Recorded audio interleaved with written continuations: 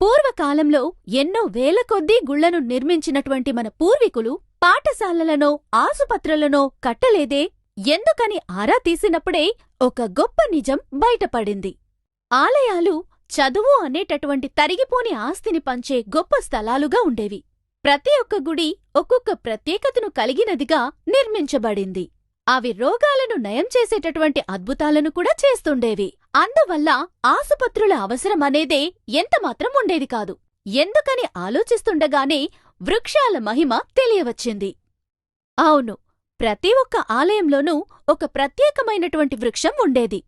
అందువల్లే ప్రతి ఒక్క ఆలయం ఒక్కొక్క ప్రత్యేకతను కలిగి ఉండేది.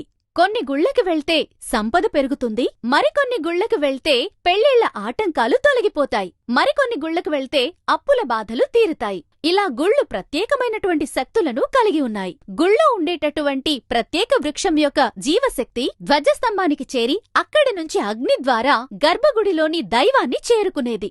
మనం గర్భగుడికి ఎదురుగా నిలబడి ప్రార్థించేటప్పుడు ఆ దైవశక్తి మనకి లభిస్తుంది. తద్వారా మన సమస్యలన్నీ తొలగిపోతాయి. ఆ అద్భుతమైన శక్తిని మునులు, ఋషులు నవపాషాణం ద్వారా వృక్షం నుంచి గర్భగుడిలోకి వెళ్లే ప్రక్రియని చేపట్టారు.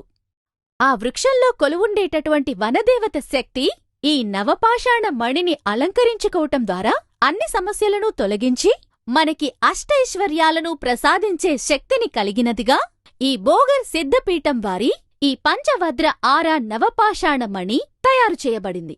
పైగా ఈ నవపాషాణ మణులు చాలా తక్కువగానే ఉన్నాయి. కాబట్టి మీ పేరు, రాశి, నక్షత్రం చెప్పి ముందుగానే నమోదు చేసుకోండి. మరిన్ని వివరాలకి కింద ఉన్న నెంబర్ని సంప్రదించండి. 04440115777 04440115777.